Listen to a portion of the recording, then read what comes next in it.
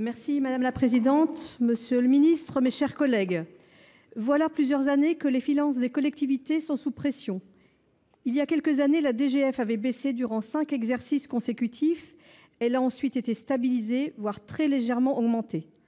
Insuffisant, en tout cas, dans le contexte inflationniste. Ce dernier est particulièrement violent pour les collectivités. En effet, elles ne disposent plus de marge de manœuvre pour absorber la hausse des coûts, notamment ceux de l'énergie.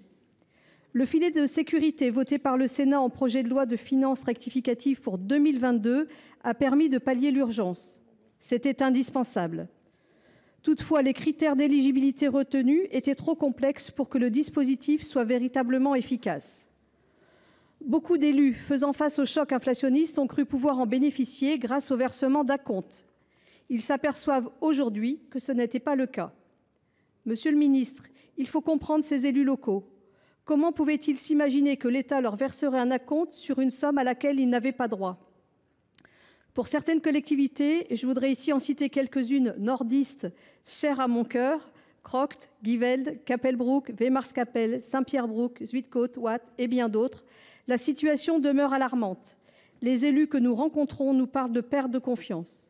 Monsieur le ministre, qu'entend faire le gouvernement pour rétablir cette précieuse relation avec ces élus locaux ?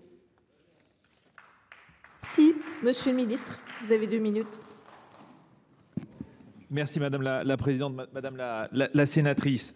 2 éléments. Merci de souligner que nous avons augmenté à 2 reprises la dotation globale de fonctionnement, alors que nous sortions d'une période de 13 années sans effort vis-à-vis de nos collectivités territoriales. Je crois que ça va dans le sens de ce que vous souhaitez, c'est-à-dire construire une relation de confiance entre l'État et les collectivités. Je sais que certains élus voudraient beaucoup plus, mais nous devons aussi faire attention à nos finances publiques et donc c'est un équilibre permanent. Sur la question, je voudrais m'arrêter sur la question du filet de sécurité.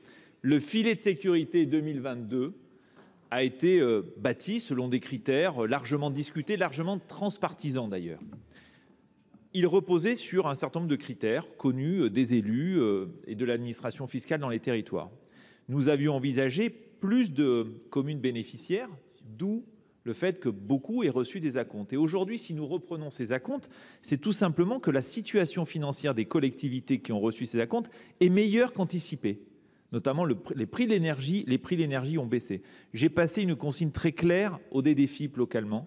C'est accompagner chacune des collectivités pour lisser la reprise de l'acompte. 60% des acomptes font moins de 5 000 € et nous avons proposé un accompagnement individualisé. C'est la raison pour laquelle moi je m'étais opposé au fait qu'on annule cette reprise d'acompte, puisque ça serait une rupture d'égalité entre des communes qui auraient demandé un acompte et celles qui ne l'auraient pas demandé. Donc je crois qu'il faut vraiment, et c'est le sens des consignes que nous avons passées au réseau des finances publiques, être au plus près des élus pour les accompagner dans cette reprise.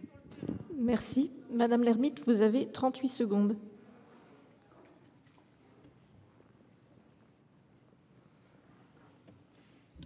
Merci. Je viens d'entendre une collègue qui disait que ce n'est pas ce qui se passe effectivement sur le terrain et c'est le retour que l'on a en tout cas de certaines communes. Ce n'est pas aussi simple que ce qui vient d'être exprimé. Merci. Merci.